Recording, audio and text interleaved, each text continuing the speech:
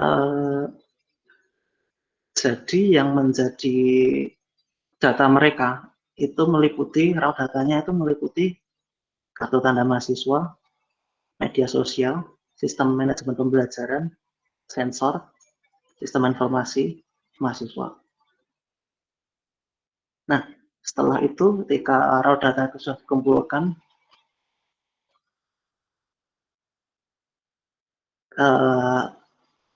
tinggal dianalisis saja menggunakan teknik atau metode yang sudah saya jelaskan sebelumnya terkait tentang data mining dengan data mining, learning analytics, dan academic analytics. Ya, jadi seperti itu. Mungkin penjelasan saya apa kurang yang harus dijelaskan itu memang seperti ini atau bagaimana ya Pak ya? Atau Ya, saya lanjutkan aja? in general sudah benar Mas. Cuma saya ada pertanyaan sedikit dari papernya itu menyebut nggak arsitektur big data-nya disebutkan nggak ya? Ya kalau yang dari sini dia nggak menyebutkan Pak. Kalau Hmm. yang lain mungkin ada. Oke, siap. Nanti mungkin coba digali yang ke arah situ dulu gitu ya. Silahkan lanjut. Oke, siap-siap. Kemudian yang kedua itu pada tahun 2019 itu big datanya menganalisis big data terkait tentang data leak prevention. Nah, data leak prevention itu mereka menggunakan pendekatan DLP. Oh ya, DLP. Nah, dari pendekatan DLP itu mereka mengontrol seluruh channel. Jadi data-data yang diambil itu meliputi penggunaan USB, Wi-Fi, LAN, dan lainnya. Baik itu dalam PC ataupun laptop. Nah, metode DLP itu menggunakan data protection policy dan mengkombinasikannya dengan konseptual dan content analysis. Kemudian untuk jenis-jenis tipe datanya, tipe data kalau tadi kan itu macam-macam data yang diambil itu melalui mana saja. Nah, kemudian setelah diambil itu nanti tipe datanya akan berupa data in use, data in motion, dan data at rest.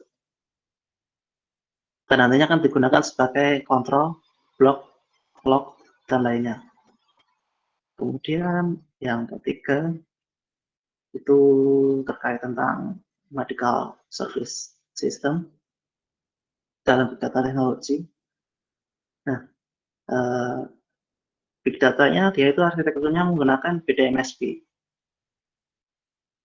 atau Big Data Medical Service Platform. Nah, untuk datanya sendiri dia menggunakan MDataMart dan dilakukan pemrosesan melalui data mining sebagai basis utamanya, di mana data miningnya itu meliputi medical data mining dan knowledge management model. Nah, setelah itu, setelah dilakukan analisis, maka digunakan Mahout sebagai alat untuk membangun aplikasinya. Seperti itu. Kemudian yang keempat, ya, pada tahun 2017, itu ada big data terkait tentang review dari penumpang pesawat terbang. Nah, dalam penelitian ini, dia itu melakukan analisis menggunakan data leak, di mana pemrosesannya itu meliputi store, manage, kemudian analisis, baik itu data terstruktur maupun yang tidak terstruktur. Nah, macam dari data-datanya itu sendiri itu bisa meliputi diambil dari sosial media, survei, aplikasi mobilenya sendiri, dan yang lainnya. Dan jenis-jenis datanya itu meliputi ratings, teks, media konten, dan review dari penumpang itu sendiri. Setelah itu,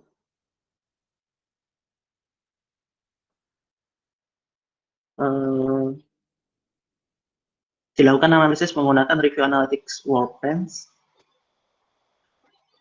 dan ketika sudah diketahui hasilnya, maka akan digunakan oleh perusahaan. Kemudian yang terakhir itu ada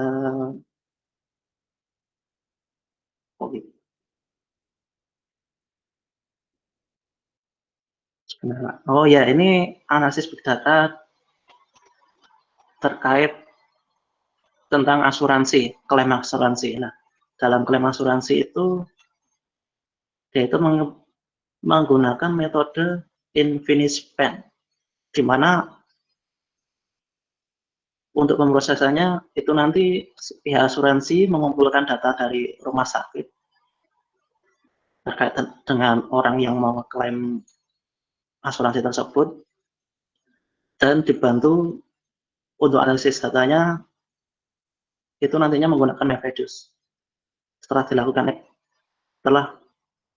MapReduce itu selesai, nantinya akan dilakukan ekstraksi menggunakan mapping, dan mapping itu sendiri adalah proses terakhirnya yang kemudian akan ditemukan hasilnya, apakah dia itu pantas atau enggak dapat asuransi, dan setelah itu data tersebut akan direalokasi. Ya, jadi seperti itu.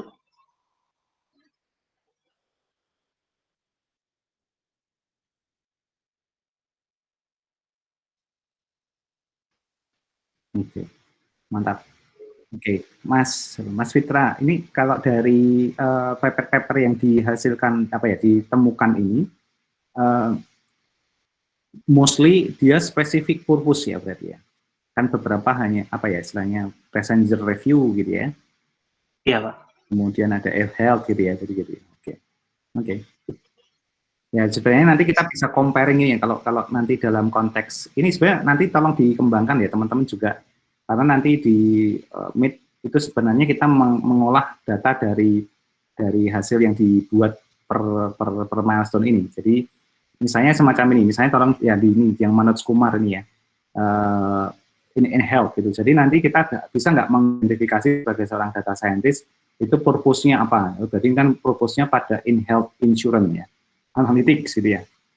Nah kemudian apa yang kira-kira di paper itu di headlight yang dimaksud dengan health insurance service itu seperti apa? Apakah dia bisa melakukan analisis terhadap mapping, kemudian kalkulasi, kemudian relokasi data setiap pasien ketika dia klaim asuransi. Nah dari situ diturunkan ini kebutuhan data analitiknya seperti apa, sehingga ujungnya kita ketahuan, berarti arsitekturnya adalah menggunakan metode digunakan adalah InfiniSpan, misalnya gitu. Itu berarti kan metode processingnya. Nah, tapi arsitekturnya seperti apa? Jadi kayak kita meruntut gitu ya dari ujung tujuannya apa, dan untuk mencapai tujuan itu metode analisisnya apa yang dipakai, dan metode itu yang menentukan arsitekturnya seperti apa.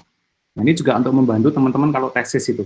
Ketika ada pertanyaan, misalnya saya pakai InfiniSpan gitu, kemudian saya tanya, apa alasannya penelitian ini harus pakai InfiniSpan? Nah, itu jawabannya ada pada tujuan. Apa yang motivasi, apa yang kita ingin lakukan. Jadi, saya ingin melakukan health analytic di bidang ini, itemnya, sehingga kompleksitasnya seperti ini, sehingga yang cocok adalah InfiniSpan. Dan InfiniSpan ini hanya bisa jalan di arsitektur semacam ini. Nah, harusnya bicaranya begitu. Nah, karena kadang koreksi saya sering kali adalah teman-teman itu kesulitan menjawab itu ya. Jadi ketika dijawab kenapa kok pakai InfiniSpan? Ya karena paper sebelumnya pakai itu. Nah, itu jawaban yang tidak tepat. Ya, harus tahu konteksnya seperti apa. Apalagi nanti di bidang profesional ya, sebagai seorang data scientist itu kita harus bisa menjawab semacam itu gitu. Nah, itu juga sama. Seringkali saya di industri misalnya gitu ditanya advice gitu. Ini kalau bisnis saya seperti ini, apa yang harus saya lakukan di processingnya, metodenya apa. Nah, baru kemudian kita jelaskan metode yang potensial ini, yang cocok dengan bisnisnya ini, tetapi ini bisa jalan baik kalau arsitekturnya kayak gini. Nah, gitu. Jadi saya pernah punya pengalaman terlanjur mengusulkan ini, saya tidak bicara arsitektur. Akhirnya apa yang terjadi? Ternyata algoritmanya bagus, tapi arsitekturnya nggak comply, ya akhirnya jalannya jelek. Nah, gitu. Sehingga hanya kesalahan semacam hal ini terjadi. Jadi penting sekali kita bicara ke situ ya. Ya moga-moga menangkap ya apa yang diinginkan sebenarnya dari kita membaca paper itu arahnya semacam itu untuk case ini. Nah, nanti terima kasih Mas Fitra untuk penjelasannya.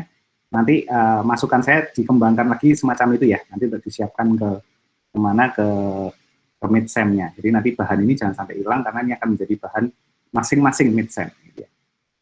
Oke, terima kasih Pak. Iya, sama-sama. Berikutnya saya akan ke Mbak Afifah Mutiara Pertiwi. Mbak, ada nggak Mbak Afifah?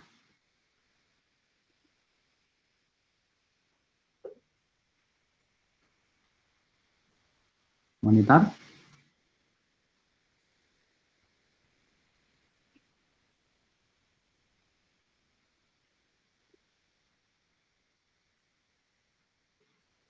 Wah, tampaknya tidak monitor ini.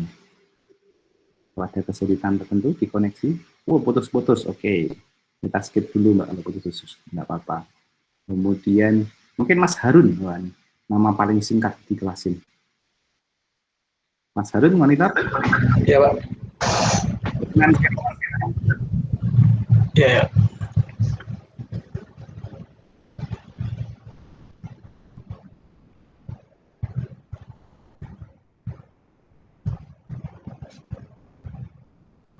Sebentar, Pak ya.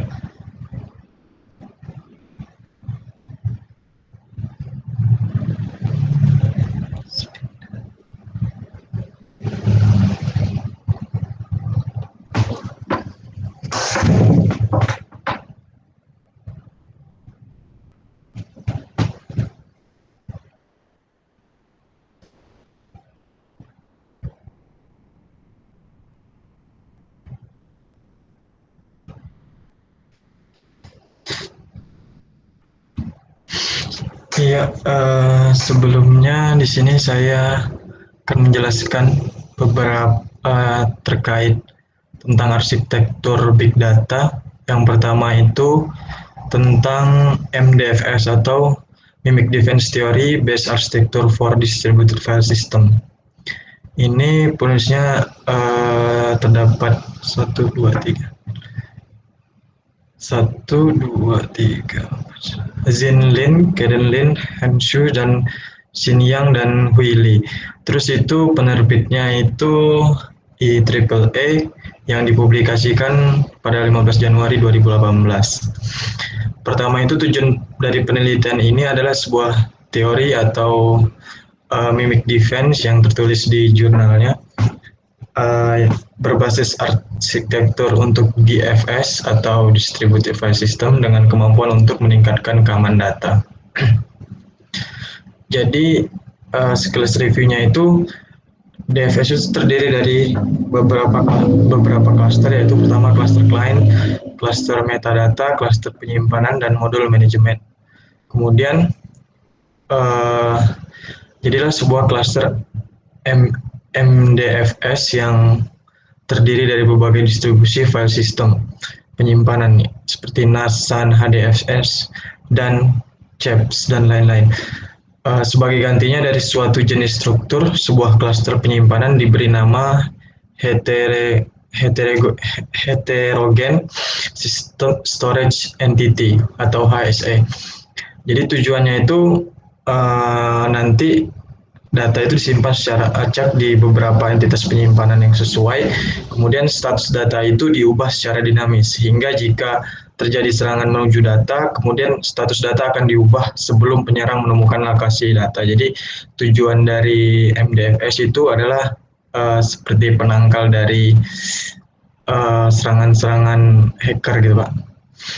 Kemudian hasil penelitiannya itu sebuah arsitektur berbasis mimic defense untuk DFS disebut MDFS yang memiliki konfigurasi dinamis manajemen dan modul fungsi heterogeneity system. Kemudian yang kedua itu SDN based architecture for big data network yang dipublikasikan oleh IEEE pada tahun 11 Januari 2018. Tujuannya itu guna mendukung transmisi yang efisien pada big data diusulkan sebuah arsitektur network berbasis SDN. Untuk big data, arsitekturnya dapat diskalakan yang dapat dikumpulkan dan menganalisis data jaringan untuk meningkatkan konfigurasi. Di sini ada sekitar 4. Salah satunya itu SDN based data access network. Yang pertama itu jaringan akses data berbasis SDN mencapai akses jaringan heterogen dan konfigurasi dinamis oleh memperkenalkan fungsi jaringan virtualisasi. Arsitektur berbasis SDN yang diusulkan untuk data akses menggabungkan passive optical network. Kemudian ada SDN based content delivery network. Jika jaringan pusat data secara langsung menerima atau melepaskan data atau mengirim data, ini akan menyebabkan kelebihan jaringan dan penundaan aplikasi. Oleh karena itu, untuk mengurangi tekanan pusat data jaringan pengirim konten menanggapi data pengguna permintaan akses. Kemudian untuk SDN based data center network, di pusat data merupakan infrastruktur yang terdiri dari server, perangkat penyimpanan, perangkat jaringan, kemudian sistem distribusi daya dan pembuangan panas sistem. Jaringan pusat data DCN adalah komunikasi infrastruktur di pusat data. Ini terdiri dari jaringan topologi atau perutuan, kemudian peralatan switching dan sesuai protokol jaringan seperti protokol Ethernet dan IP protokol. Kemudian ada SDN based big data backbone network. Arsitektur data backbone network berbasis SDN mengadopsi pendekatan distribusi dan hierarki untuk mencapai transmisi yang andal. Jaringan tulang punggung istilahnya terdiri dari subnet otonom yang menggunakan struktur SDN utama. Pengontrol diterapkan di cloud dan dapat dibentuk dari beberapa server distribusi. Jadi tujuannya itu hasil penelitiannya menyajikan sebuah jaringan big data yang lengkap arsitektur berdasarkan SDN dan mengkolaborasi metode dan fungsi utama. Arsitekturnya itu fleksibel dan ekstensibel dan memenuhi kebutuhan transmisi jaringan data besar. Jadi di yang kedua ini menyajikan arsitektur big data yang berbasis dengan SDN. Kemudian yang ketiga itu judulnya Research on Big Data Real Time Public Opinion Monitoring under the Double Cloud Architecture yang dipublikasikan oleh IEEE pada tahun 18 Agustus 2016. Tujuan penelitian mengusulkan cara penggunaan arsitektur cloud ganda atau double cloud dan mengoptimalkan algoritma pengelompokan untuk memantau informasi jaringan big data secara real time. Salah satu cara penundaan batasan bandwidth berkurang dan kecepatan penguncian informasi yang efektif dipercepat, yang memastikan keefektifan dan waktu nyata dari big data untuk pemantauan opini publik. Kemudian detail arsitekturnya itu sebuah bentuk kesatuan kumpulan sumber daya virtual terdistribusi oleh komputasi cloud teknologi terdistribusi dan menampung semua layanan lapisan atau di sini disebut IaaS, layanan lapisan PaaS dan grup sistem aplikasi terkait ke mencapai perhitungan ekstensi elastis dan dinamika sumber daya alokasi, mencapai virtualisasi komputasi sumber daya penyimpanan, dan sumber daya jaringan untuk menyediakan komputasi fleksibel dan load balancing. Untuk dasar lingkungan operasi melalui cloud, sumber daya virtual manajemen dan penjadwalan terpadu, layanan PaaS termasuk pengolahan data dan layanan dukungan aplikasi. Itu terdiri bisa disadari pengolahan data massal, data terstruktur dan tidak struktur. Fungsi pemrosesan data itu adalah inti dari pemrosesan data besar. Sementara itu, ia juga menyediakan algoritma distribusi seperti analisis statistik, pembelajaran mesin, penambangan data, dan lain-lain atau data mining. Keselamatan kontrol adalah keamanan utama dari lingkungan komputasi cloud. Ini dapat memberikan perlindungan dan manajemen keamanan fasilitas fisik, jaringan data, hosting, virtualisasi, keamanan manajemen, dan aspek lainnya. Operasi dan pemeliharaan fungsi manajemen tersedia untuk berbagai cloud platform pemantauan terpusat, sumber daya dan layanan manajemen, operasi dan pemeliharaan, dan layanan kemampuan manajemen, dan itu menyadari stabil dan efisien pengoperasian platform cloud. Jadi untuk yang ketiga ini itu arsitekturnya itu menggunakan double cloud, yang mana hasil dari penelitian ini sebuah model pemilihan pengguna gabungan dengan pengelompokan di cloud ganda arsitektur. Ini secara signifikan mengurangi ukuran data yang terlibat dalam komputasi, dan itu juga dapat mengunci minat tinggi cara dan informasi sensitif dengan cepat untuk menyelesaikan jaringan pemantauan opini publik, memberikan real-time solusi, dan memastikan kehandalan dan validitas memantau informasi. Terus yang ketiga itu Cloud-Based Network Architecture for Big Data Service. Publishernya itu IEEE 13 Oktober 2016. Jadi tujuan penelitiannya itu sebuah jaringan berbasis cloud 4 lapis atau 4 layar arsitektur yang diusulkan untuk mendukung layanan big data. Arsitektur jaringan yang diusulkan menyediakan sistem yang sistematis dan efisien, pendekatan untuk akses penyimpanan dan pengambilan big data. Jadi di sini terdapat tiga detail arsitektur. Yang pertama itu 4 layer network architecture for big data service, 4 lapisan area transfer data, pengumpulan data, pengolahan data, dan pengambilan data. Secara khusus di lapisan transfer data, komunikasi bergantung pada beberapa antarmuka nirkabel di antara perangkat yang berbeda berdasarkan pertukaran data dan reel masuk lapisan pertama.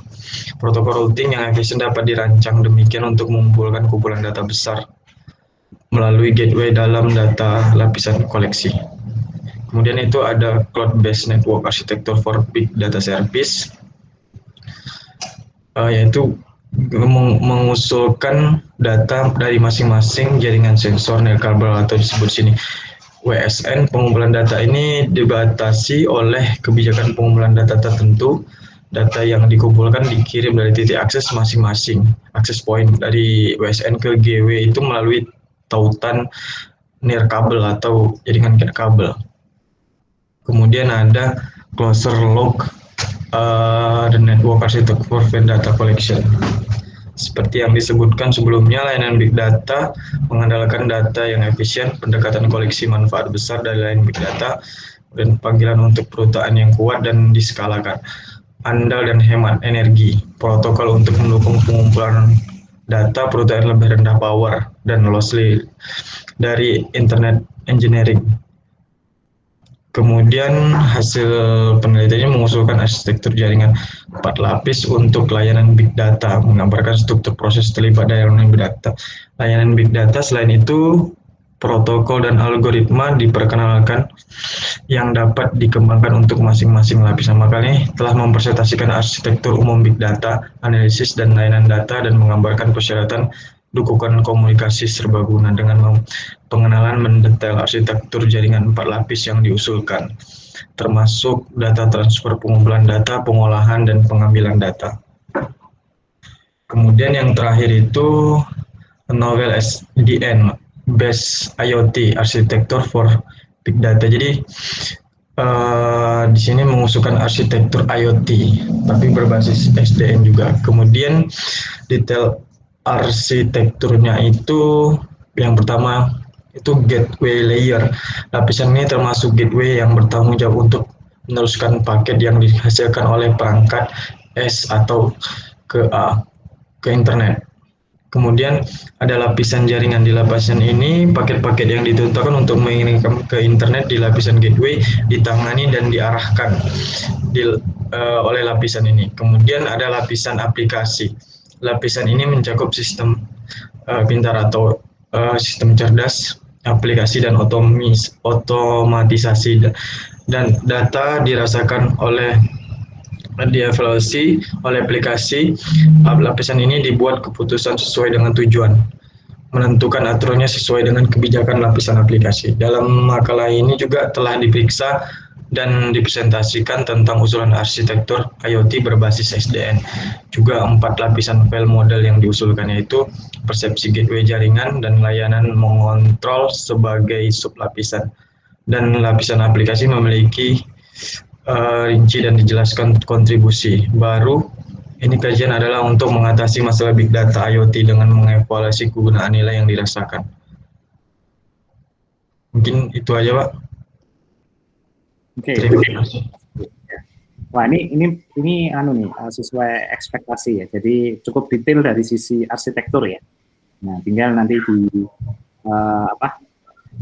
ini juga bagus. Tinggal nanti narasi arsitekturnya nanti dibikin poin-poin gitu ya Mas ya. Jadi apa saja sih sebenarnya komponen yang dipakai oleh masing-masing paper itu. Jadi kan kelihatan yang untuk network, untuk yang lain itu juga sangat berbeda-beda ya, menyesuaikan dari kebutuhan arsitekturnya masing-masing. Iya, Pak. Terima kasih. Bagus. Iya, Pak. Baik, nanti saya juga akan lihat dari masing-masing submission dan moga-moga nanti saya bisa bikin summary. Minggu depan saya akan feedbackkan ke rekan-rekan sekalian sehingga nanti di meet-nya nanti bisa lebih mantap karena nanti saya ingin milestone pertama kita yang mendefinisikan literatur ini akan menjadi bagian dari submission di mid-sem-nya. Jadi nanti boleh kalau misalnya pengen di-upgrade gitu ya, di-enhance, bisa dicari lagi atau ditambahkan. Tapi kalau yang sudah bagus, saya pikir bisa dipertahankan. Baik, mungkin untuk sesi pagi ini kita cukupkan. Terima kasih atas partisipasi rekan-rekan sekalian. Selamat melanjutkan agenda berikutnya, kuliahnya, dan sampai bertemu lagi di minggu depan. Jadi minggu ini belum ada tugas atau apapun. Nah, kita langsung bertemu di minggu depan. Jika ada waktu atau mungkin pengen belajar lebih dulu, minggu depan kita akan fokus ke bagaimana mendevelop data mart ya. Jadi dan dari dataset yang ada. Kira-kira itu. Ada pertanyaan mungkin sebelum kita tutup?